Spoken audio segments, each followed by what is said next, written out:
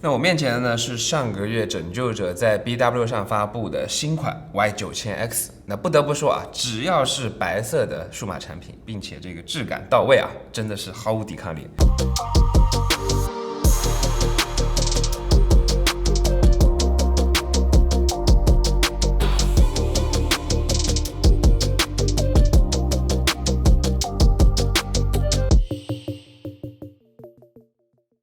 颜值啊，绝对是 Y9000X 2023的一大卖点。那这个冰破百呢，属于我比较喜欢的冷白色 ，AC 地面呢都是金属，表面采用阳极电泳工艺，再加上这一圈 CNC 高亮中框的加持，整机的质感呈现的还是非常不错的。那即便都是亮色系啊，整机看起来依旧比较纤薄。那最后处19.9毫米，机身重2.1千克，在游戏本里那妥妥的属于轻薄类型了。原装适配器呢依旧是大块头的230瓦，外出携带呢可以入个自家的 C140适配器，或者支持 PD 协议的100瓦充电器也行。值得一提的是，这个圆杆键盘啊，这回直接上了单键 RGB 背光，那每个按键都能自定义灯光啊，夜间这一套灯一亮呢，还是相当电竞风的，并且 C 面按压呢是没有明显的凹陷感啊，甚至比 Y9000P 还要再结实一些，键盘手感非常到位。那我这台 Y9000X 的配置，英特尔酷睿 i9-13900H 处理器，14核20线程。核心规格上啊，相比去年的 i9-12900H 和 i7-12700H 呢，看似没变，都是6大核8小核的规格，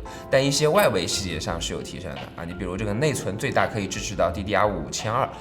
，LPDDR5 6400的频率。那显卡呢为 RTX 4070 125瓦功耗，内存32GB DDR5 加 1TB PCIe 4.0/4的 SSD 啊。那我们来看一下跑分的情况 ，Cinebench R23 单核1964分，相比 12900H 单核呢有略微提升，多核18311分，多核提升相对更明显啊。TimeSpy 呢显卡分数接近13000，Firestrike 3万出头一点。那单烤 CPU 半小时功耗稳定在80瓦左右，核心温度95摄氏度，单烤 GPU 125瓦，温度呢是78摄氏度。那双烤是26加123的组合，温度都在80摄氏度以下。来看一下这个游戏的表现，那挑了3款3A 大作，在开启 DLSS 之后呢，2K 分辨率下的帧率都在100 FPS 以上，流畅运行没什么压力。那3A 都不在话下的话，主流网游肯定就更没什么压力了啊。3款游戏2K 分辨率下的最高画质都能跑满屏幕的最高帧率。那说到这块屏幕啊，除了高分辨率和高刷新率利好游戏用户外呢，也考虑到了专业生产力。那实测最大亮度呢是442尼特，色域呢可以覆盖100% sRGB 和 DCI-P3 色域，平均 Delta E 呢是0.98啊，色准色域呢都比较到位。聊完一些基础的体验，接下来我们去它的内部看看啊。第一步，关机后翻至背面，卸下所有固定地壳的螺丝，8颗螺丝规格一致，那不必担心拧错后打穿这个 C 面。划开4周卡扣，取出地壳，那地壳内侧螺丝和后置接口的对应位置呢，都贴有这个导电布啊。2块硬盘的对应位置覆盖有导热硅胶垫。2片硅胶垫下方和出风口的区域覆盖有散热膜，可以看到这一代的出风口面积相比上代是有所增加的。那主体采用常规布局，主板和散热模组放置在顶部，下方是电池，扬声器分布在电池两侧，内存上方呢是有屏蔽罩，散热模组采用双扇4出4铜管设计，一根10毫米的 3D Mesh 复合式铜管，加2根8毫米铜管贯穿 CPU 和 GPU， 模组内侧呢还额外添置一根6毫米的铜管来压显存颗粒。实测高负载下 C 面最高温呢是58.5， WASD 键位呢38.8，那显然这个轻薄机身对于散热还是会有一定的影响啊。第二步，拆卸电池，拔出电池接口进行断电，卸下6颗螺丝取入电池。从外部来看，电池呢为双电芯设计，容量99.9瓦时，电池制造商为浙江新旺达。续航方面，支持 DDG 2.5 智能显示模式切换，那不需要重启就能在混合模式和独显直连之间切换。如果外出只是轻度办公，你直接用核显模式啊，续航相对会更长。第三步，拆卸主体部分，卸下1颗螺丝，取出硬盘，硬盘包裹一层铝箔，铝箔外侧还覆盖有一片灰色的散热膜。硬盘使用的是海力士的 PC8012280规格啊 ，PCIe 4.0/4的速率，容量是1TB，撕下贴纸，闪存外环以及主控呢都是自家制造。闪存呢是176层堆栈的 TLC 颗粒外缓容量1GB，规格呢是 LPDDR4 4266的频率，主控代号白羊座，采用台积电12纳米工艺生产，实测速度还是比较优秀的。整机共配备2个 M2 接口，主盘位置支持2280规格。那为了提高空间利用率呢，网卡还压在了这个主 SSD 下方，从盘位置则支持2242和2280两种规格，并且贴心的附带了这个固定螺丝。撕下网卡上的绝缘片，挑开2根天线，卸下螺丝，取出网卡。网卡来自瑞昱的8852CE，支持 WiFi 6.1和蓝牙5.1。取下内存屏蔽罩，屏蔽罩内侧贴有导热硅胶垫，整机只配备了1条内存插槽，并且上方插有内存，这样在后期的扩展性呢会比较尴尬。那取出内存，内存来自海力士的 DDR5 内存，单条16GB。由于核心的原因呢，只能工作在5200的频率。那单面8颗粒拔出 BIOS 电池接口，取出电池 CR2032规格。卸下6颗固定散热模组的螺丝，拔出2个风扇接口，取出散热模组。模组内侧 CPU 和 GPU 的对应位置呢，采用铜底直出核心，上方涂有导热硅脂。GPU 周围的4颗显存位置涂有导热凝胶，并且额外还添置了1根铜管散热。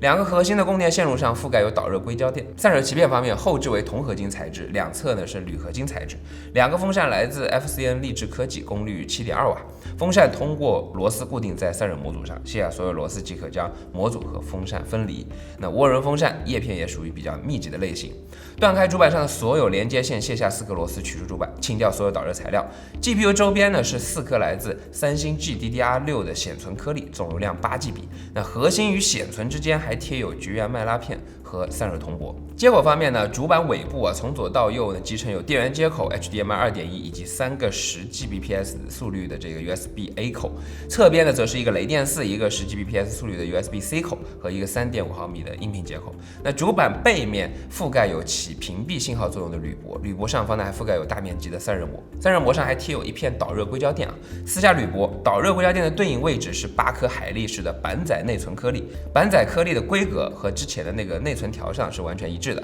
角落里呢还藏着1颗瑞昱 ALC3306的声卡，副板上呢集成有 UHS 1规格的 SD 读卡器和摄像头的电控开关。那取入扬声器哈曼双扬总功率是4瓦，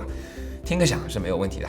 卸下7颗螺丝取出触控板，触控板尺寸呢是120×75毫米，表面覆盖 A 基磨砂玻璃，操作顺滑度还不错。背面集成1颗来自台湾翼龙的触控 IC， 挑开灯控小板上的所有接口，撕下散热膜，划开底部粘胶，取出这个小板。那键盘上的各种灯效就是通过它来实现的。卸下2颗螺丝，取出开机键模组，开机键集成指纹识别功能。第4步拆键盘，那键盘内侧覆盖有多块隔热膜，撕下隔热膜，卸下3颗螺丝，取出2个主板支架。键盘呢通过大量螺丝固定，全部卸下后取出键盘。键盘供应商呢为金源电脑键盘键程呢是1.5毫米，回弹手感优良，配备有数字小键盘和大尺寸的方向键，单键 RGB 背光的可玩性也很高。那不仅支持声光同步，后续还会推送这个平光同步功能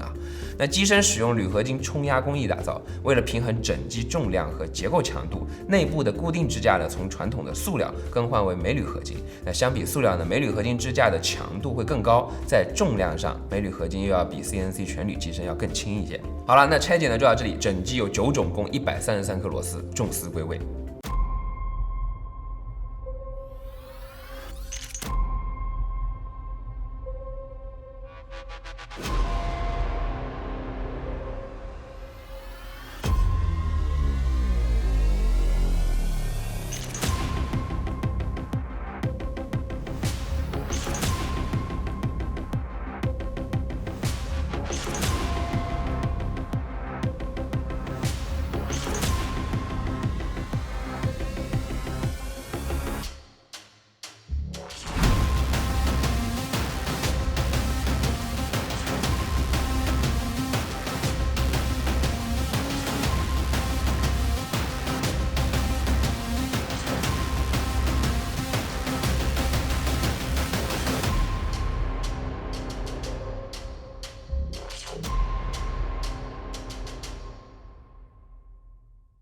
从产品本身的这个表现来看白色外观加轻薄机身加单键 RGB 键盘，这一套组合拳下来确实对偏爱颜值的朋友呢极具诱惑力。性能方面表现也不俗能畅玩3A， 还能兼顾专业生产力。那拯救者把 Y9000X 定义为颜值电竞本，确实是没毛病的，瞄准的就是那部分追求颜值和性能兼顾的不差钱的用户群体。那今年联想的笔记本线啊，这个定价相当自信啊，都把隔壁的败家之言打成持家之言了。那个人觉得还是挺疯狂的，当然最终还是得交给市场来验证。大家会为 Y9000X 的颜值买单吗？弹幕或者评论说出你的答案。好了，那以上就是本期视频的全部内容，我是罗宾，我们下期想拆再见。